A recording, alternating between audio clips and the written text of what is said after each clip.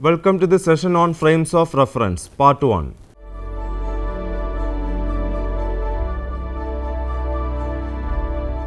Frames of reference. A body is said to be at rest if it does not change its position with respect to its surroundings. A body is said to be in motion if it changes its position with respect to its surroundings. To study the state of rest or motion of a particle, first we should specify its position. The position of a particle is given with the help of a system of three mutually perpendicular axes OX, OY and OZ with O as origin. Such a coordinate system is called rectangular Cartesian coordinate system, named after René Descartes, a French philosopher who designed it. If the point P is in space, we need three coordinates x, y and z to specify its position. If it is in any one of the three planes, two coordinates are required to specify its position. If the point P lies on any one of the axes, only one coordinate is sufficient. If a particle moves in space, we need three coordinates to specify its position. This coordinate system can also be called as a frame of reference. Anything which occurs instantaneously or suddenly at a point in space, it is called an event.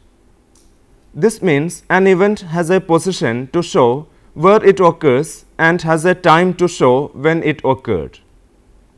Suppose we want to describe the motion of a body, say a car moving on a road, as a function of time. The position of a body can be expressed only with respect to some other fixed point. All motions are described with respect to some reference body or system. The system is called a frame of reference. The simplest frame of reference is the Cartesian coordinate system, in which the position of a particle in space is specified by the three coordinate axes x, y and z along three mutually perpendicular axes. A frame of reference is a system of coordinate axes which defines the position of a particle or event in space. To specify the exact location and time of occurrence of an event, we need three spatial coordinates x, y and z and a fourth coordinate t, the time. A reference frame with four coordinates x, y, z and t is called a space-time frame. The four axes defines four-dimensional continuum called the space-time. Inertial frame of reference. Newton's first law helps us to understand the term inertia, and second law helps us to define force.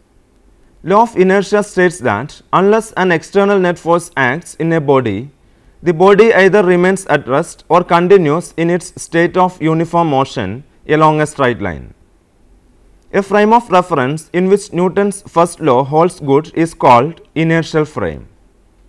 It is also called Galilean frame of reference because it was Galileo who first formulated the law of inertia. Inertial frames are non-accelerating frames. All frames of reference moving with a constant velocity with respect to an inertial frame are also inertial frames of reference. Fixed states are examples of inertial frame of reference. It is assumed that the stars do not move with respect to space. Earth can be approximately taken as an inertial frame for measurement taken on its surface. But for describing planetary motion, a frame at rest with respect to Sun is taken as inertial frame. The Earth cannot be taken as an inertial frame for this purpose because its motion is an accelerated one due to spin and rotation around the Sun. Proof. In figure 2, S is an inertial frame of reference and S dash is another frame which moves along a straight line with a constant velocity v with respect to S. To begin with, at time t is equal to 0, let us assume that their origins coincide.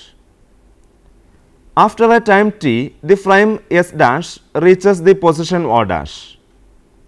The distance travelled by the frame S dash in time t is O dash.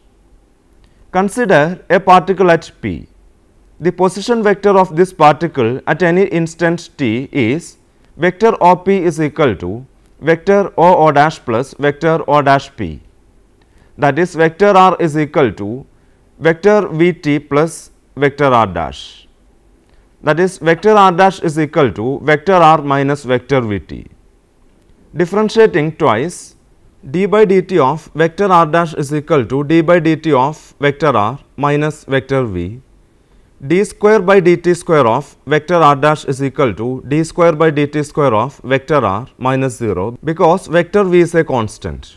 That is, vector A dash is equal to vector A. This means the particle has the same acceleration in the frames S and S dash. If the particle is at rest in the frame S, then it is at rest in the frame S dash also, or we can say if S is an inertial frame, then S dash is also an inertial frame. Non-inertial frames.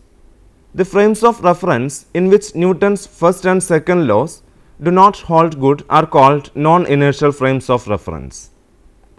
All the accelerated and rotating frames are examples of non-inertial frames of references. In an accelerated frame, even if no external force acts on a particle, it will appear that a force is acting on it. Such a force, which does not really act on a particle but appears due to the acceleration of the frame of reference, is called pseudo or false force or fiction's force. Consider a particle of mass m at rest inside a lift, which is descending with acceleration equal to g. The fiction's force acting on the particle is minus mg. Coordinate transformation within a reference frame. The transformation from one coordinate system to another is called a coordinate transformation. The equations connecting the coordinates of a point in the two frames of reference are called transformation equations. If an equation preserves the same form under a transformation, it is said to be invariant under that transformation. But if two quantities change according to the same law, then they are called covariant to each other, and the equation is said to be covariant. Independence from the choice of origin of coordinate system shows the homogeneity of space, and indifference to the direction of axis tells us that the space is isotropic. The dynamic variables like velocity, momentum, etc., except position coordinates, are independent of the origin of coordinate system, because they are related to the change of position vectors.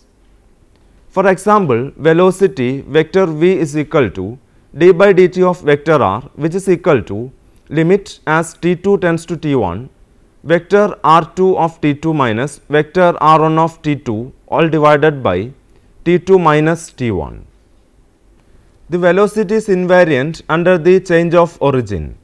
The condition for homogeneity of space will be satisfied only if the equation for force vector F involve only change in vector v. For example, the gravitation force of attraction between two particles is vector F2 is equal to g into m1 m2 divided by modulus of vector r2 minus vector r1 cube into vector r2 minus vector r1. But the position vector is not invariant as shown in figure 3. The position vectors of the same point P with respect to the origin O and O dash are related by the equation vector r dash is equal to vector r minus vector s. If under the rotation of coordinate axis a quantity remains unchanged, then that is called a scalar inertial mass, and distance between two points are examples.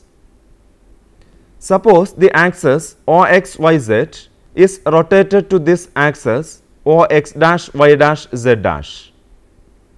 Then the distance between two points 1 and 2 is R12 is equal to x1 minus x2 the whole square plus y1 minus y2 the whole square plus z1 minus z2 the whole square the all raised to 1 by 2, which is equal to x1 dash minus x2 dash the whole square plus y1 dash minus y2 dash the whole square plus z1 dash minus z2 dash the whole square the whole raised to 1 by 2.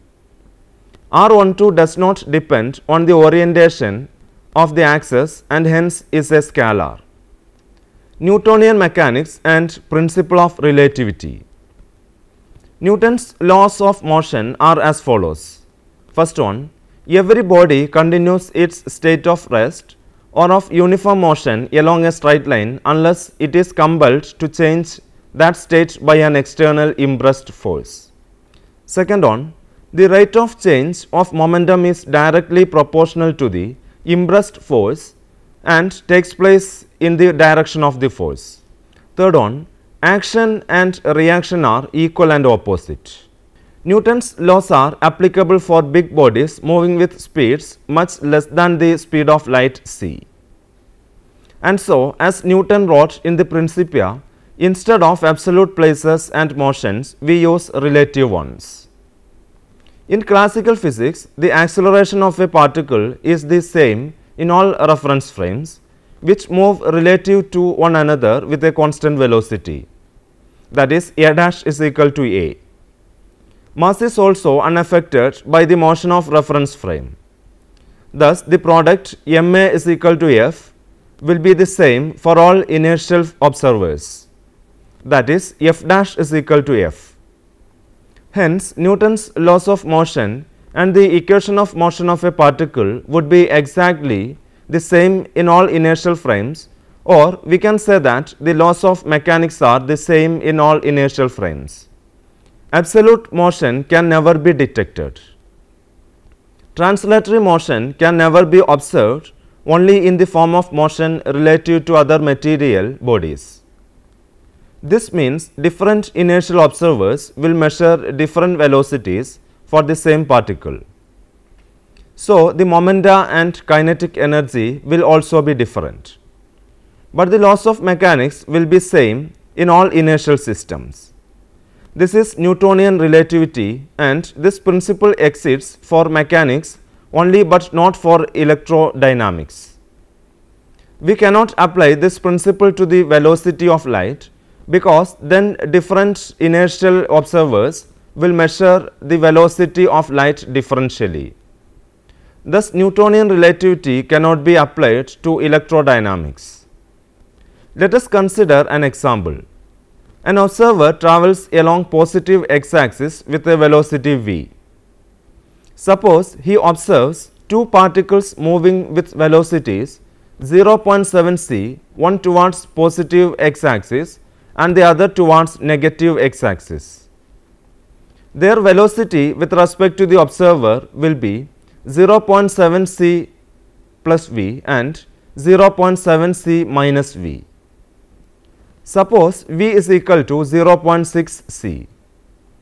Then the observed velocity of the two particles will be 0.7 c plus 0.6 c is equal to 1.3 c. But no particle can travel with a velocity greater than c. So, Newton's relativity principle cannot be applied to this situation. Thus, Newtonian relativity principle fails when applied to high speed particles. In Newtonian mechanics, there is no limit in principle to the speed attainable by a particle as given by the equation for kinetic energy k is equal to half mv square. For example, if the energy of a 10 micro electrovolt electron is increased to 4 times, then according to Newtonian relativity, the speed shall be doubled to 1.9976 c. But we have never observed such a speed. This means Newtonian relativity fails to very high speeds. Galilean transformations. Consider an inertial frame S at rest and another one S dash which moves with a constant velocity v with respect to S along the positive x axis. It is assumed that v is very lesser than c. At time t is equal to 0, the origins O and O dash of the two frames coincide. Let an event occur at the point P. The observer O in the frame S measures the space coordinates of P as x, y, z and the time coordinates as t. The observer O dash in the frame S dash measures the space coordinate of P as x dash, y dash, z dash and the time coordinate as t dash. The relations connecting two set of coordinates of the event at P are called Galilean coordinate transformations. During an interval t, this frame travels a distance Vt along the x axis. So, x dash is equal to x minus Vt. Since there is no motion along y and z axis, y dash is equal to y and z dash is equal to z. Since time is independent of any reference frame, t dash is equal to t. Hence, the Galilean transformation equations are x dash is equal to x minus Vt, y dash is equal to y, z dash is equal to z, t dash is equal to t. Let it be numbered as 1. The inverse transformation equations are obtained by changing primed or dashed into unprimed quantities and replacing v by minus v and vice versa. X is equal to x dash plus Vt, y is equal to y dash, z is equal to z dash, t is equal to t dash. From equation 1, we can find that the time interval between two events 1 and 2 is invariant. That is, t2 dash minus t1 dash is equal to t2 minus t1. The spatial interval is also invariant.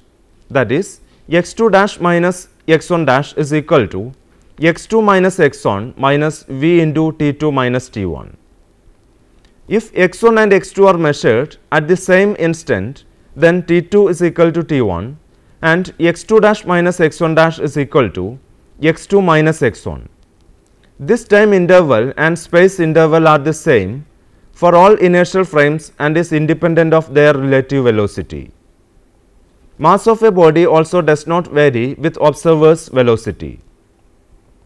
So, we say length, time and mass are independent of the relative motion of the observer. Transformation of velocity. Differentiating equation 1 with respect to t, we get d by dt of x dash is equal to d by dt of x minus v. Since t dash is equal to t, d by dt of x dash is equal to d by dt dash of x dash. Hence, d by dt dash of x dash is equal to d by dt of x minus v.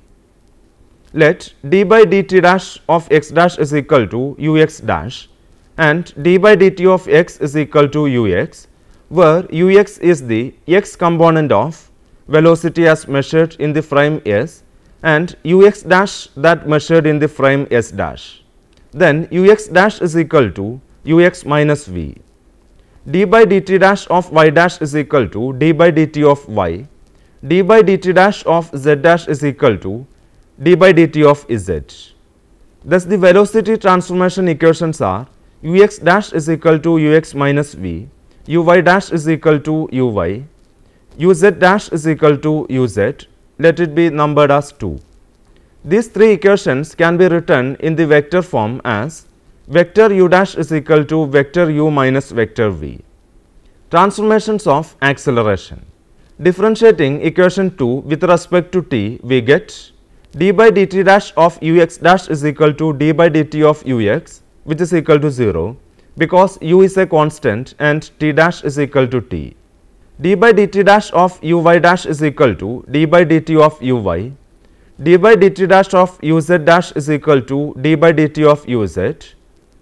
D by dt of ux is equal to ax is the acceleration measured by the observer in S frame and d by dt dash of ux dash is equal to ax dash, that is in S dash frame. Ax dash is equal to ax, ay dash is equal to ay, az dash is equal to az. Let it be numbered as 3. This can be collectively written in vector form. Vector a dash is equal to vector a. Equation 3 tells that there is no change in the value of acceleration in the two frames. So, we say that acceleration is invariant under Galilean transformation. Thus, acceleration of a particle is unaffected by the uniform relative velocity of the reference frame. Thus, for velocity, vector u dash is equal to vector u minus vector v. Let it be equation number 4. And for acceleration, vector a dash is equal to vector a. Let it be equation number 5. Since mass m is a constant, the product m into a will also have the same value for all inertial observers. That is, f is equal to m into a and f dash is equal to m into a dash, or f dash is equal to f. Hence, the equations of motion are invariant under Galilean transformations. That is, the equations of motion preserve their forms under transformation from one inertial frame to another. But if the force depends on absolute positions and velocities, the equations of motion will no longer be invariant under Galilean transformation. Newtonian mechanics fails at high speeds. Then Galilean transformations are replaced by Lorentz transformations. Transformation equations for inertial frames inclined to each other with origins coinciding. Let the components of the position vector in the frame O x1, x2, x3 be x1, x2 and x3. The corresponding coordinates in the related frame of reference O x1 dash, x2 dash, x3 dash be x1 dash, x2 dash and x3 dash respectively. According to the transformation law, x1 dash is equal to a11 x1 plus a12 x2 plus a13 x3, x2 dash is equal to a21 x1 plus a22 x2 plus a23 x3, x3 dash is equal to a31 x1 plus a32 x2 plus a33 x3. Let it be numbered as 1, where a11 is equal to cos O x1 dash comma O x1, which is equal to I1 cap dash dot I1 cap. a12 is equal to cos O x1 dash comma O x2, which is equal to I1 cap dash dot I2 cap. Let it be numbered as 2, and so on. The 3 by 3 array of direction cosines a j k, where j comma k is equal to 1, 2, 3 is called the rotation matrix A. That is, A is equal to the matrix a11, a12, a13, a21, a22, a23, a31, a32, a33. Let it be numbered as 3. Differentiating equation 1 twice with respect to time, we get d square by dt1 square of x1 dash is equal to a11 d square by dt square of x1 plus a12 d square by dt square of x2 plus a13 d square by dt square of x3. But S is an inertial frame, so there is no force acting on the particle at P. That is, d square by dt square of x1 is equal to d square by dt square of x2 is equal to d square by dt square of x3 is equal to 0, and so d square by dt square of x1 dash is equal to 0. Similarly, we can show that d square by dt square of x2 dash is equal to 0 and d square by dt square of x3 dash is equal to 0. This S dash is also an inertial frame. The transformations between the frame S and S dash are given by equation 1. This inverse transformation equations are x1 is equal to a11 dash x1 dash plus a12 dash x2 dash plus a13 dash x3 dash, x2 is equal to a21 dash x1 dash plus a22 dash x2 dash plus a23 dash x3 dash, x3 is equal to a31 dash x1 dash plus a32 dash x2 dash plus a33 dash x3 dash. The direction cosines a11 dash comma a12 dash comma etc. are defined as given in equation 2. Now let us summarize this session. A frame of reference is a system of coordinate axes which defines the position of a particle or event in space.